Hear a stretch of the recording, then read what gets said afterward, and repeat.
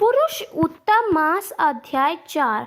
नारायण बोले, हे नारद, भगवान पुरुषोत्तम के आगे जो शुभ वचन अधिक मास में कहे वह लोगों के कल्याण की इच्छा से हम कहते हैं, सुनो। अधिक मास बोला, हे नाथ, हे कृपा निधान, हे हरे, मेरे से जो बलवान है उन्होंने ये मलमास है ऐसा कहकर मुझ दीन को अपनी श्रेणी से निकाल दिया है। अपने स्वामी देवता वाले वास आदि द्वारा शुभ कर्म में वर्जित मुझ स्वामी रहित को देखते ही आपकी दयालुता कहीं चलाई गई और आज यह कठोरता कैसे आ गई। हे भगवान, कंस रूप अग्नि से जलती हुई वासुदेव की स्त्री देवकी की रक्षा जैसे आपने की वैसे ही दीन वत्सल कहिए मुझ शरण आए को आज कैसे रक्षा नहीं करते। पहले द्रुपद राजा की कन्या द्रौपदी की दुशासन को देख से जैसे अपने रक्षा की वैसे ही दीन दयालु कहिए मुझे शरण आए कि आज कैसे रक्षा नहीं करते। यमुना में कलियो नाम के एक विष से गो चराने वाले तथा पशुओं को अपने जैसे रक्षा की वैसे ही दीनवत्सल कहिए मुझ शरण की आज कैसे रक्षा नहीं कर सकते।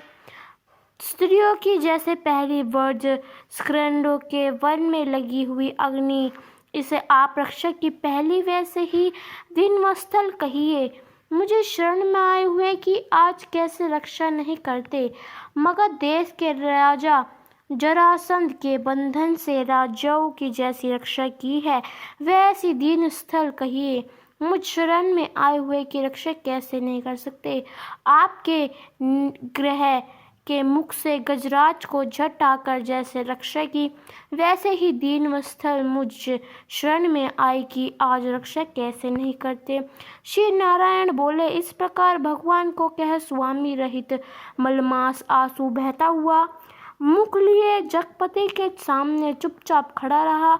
उसको रोते देखते ही भगवान शीघ्र ही दया उद्र हो गए और पास खड़े दीन मुख मलमास से बोले, श्री हरि बोले, हे वत्स, क्यों इस समय अत्यंत दुख से डूबे हुए हो।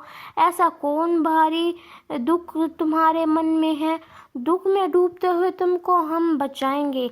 तुम शोक मत करो। मेरी शरण में आया फिर शोक करने के योग्य नहीं रहता है। यहाँ आकर महादुखी नीच भी शोक नहीं रहता। किसके लिए तुम यहाँ आकर शोक में अपने मन को दबाए हुए हो जाए। आने से ना शोक होता है, कभी बुढ़ापा आता है, न मृत्यु न भय रहता है, किंतु नित्य आनंद करता है। इस प्रकार के वैकुंठ में आकर तुम कैसे दुखित हो। तुमको यह दुखी देखकर वैकुंठवासी बड़े विस्मय को प्राप्त हो रहे हैं। हे वत्स, तुम कहाँ हो। इस समय तुम मरने की इच्छा क्यों नहीं करते हो। श्री नारायण बोले, इस प्रकार भगवान के वचनों को सुनकर बोझ लिया हुआ आदमी जैसा झुककर रहकर श्रवण प्रयश लेता है, इसी प्रकार श्रम शोध लेकर अधिक मास मधुसूदन से बोला। अधिक मास बोला, हे भगवान, आप सर्वव्यापी हैं, आपसे अज्ञात कुछ नहीं है। आकाश की तरह आप विश्व में व्याप्त होकर बैठते हैं। चराचर में व्याप्त विष्णु आप सबकी साक्षी है।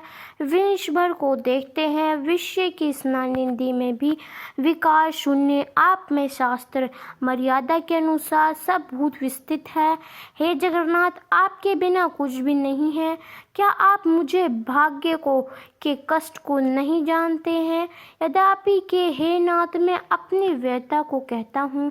जिस प्रकार मैं दुख झाल से घिरा हुआ हूँ वैसे दुखित को मैंने ना कहीं देखा और ना सुना है। क्षण निमेष मुहूर्त पक्ष दिन और रात सब अपने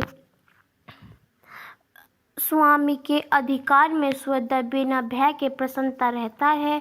मेरा ना कुछ नाम है, ना मेरा कोई अधिपति है और ना कोई मेरे मुझको आश्रम है। अतः शरण आदि समस्त संभालियों वाले देवों से शुभ कार्य से मेरा निराधार किया है। यह मलमास स्वतः जाए अंधा है, गर्त में गिरने वाला, ऐसा सब कहते हैं। इसी कारण से मैं मरने की इच्छा करता हूँ, अब जीने की इच्छा नहीं। निंदित जीवन से तो मरना ही उत्तम है। जो सदा जला करता है वैसे ही तरह से रहता है। हे महाराज, इससे अधिक मुझको और कुछ नहीं चाहिए। वेदों में आपकी इस तरह प्रसिद्ध है कि पुरुषोत्तम आप परोपकार प्रिय हैं और दूसरों के दुख को सहन नहीं करते हैं। आप सब अपना धर्म समझकर जैसी इच्छा हो वैसा करें। आप प्रभु ओ महान हैं। आपके सामने मुझ जैसे पामर को घड़ी घड़ी कुछ कहते रहना उचित नहीं है। मैं मरूंगा, अब मैं नहीं जीऊंगा, ऐसा पूर्ण कहकर वह अधिक मास हे ब्राह्मण के पुत्र चुप हो गया और एकाएक श्री विष्णु के निकट गिर गया। तब इस प्रकार गिरते हुए मलमास को देखकर भगवान की सभा में लोग बड़े विस्मय को प्राप्त हुए। श्री नारायण बोले, इस प्रकार कहकर चुप हुए। अधिक मास के प्रति बहुत कृपा भार से अवसन्न हुए। श्री कृष्ण मेघों के समान गंभीर वाणी से चंद्रमा की किरणों की तरह उसे शांत करते हुए बोले। सूत जी बोले, हे विप्रो, वेद रूप रिद्धि के आश्रित नारायण का पापों के समूह रूप समुद्र को शोषण करने वाला वन वानल अग्नि के समान वचन सुनकर प्रसन्न हुए। नारद मुनि पूर्ण अधिक पुरुषों के वचन को सुनने की इच्छा से बोले।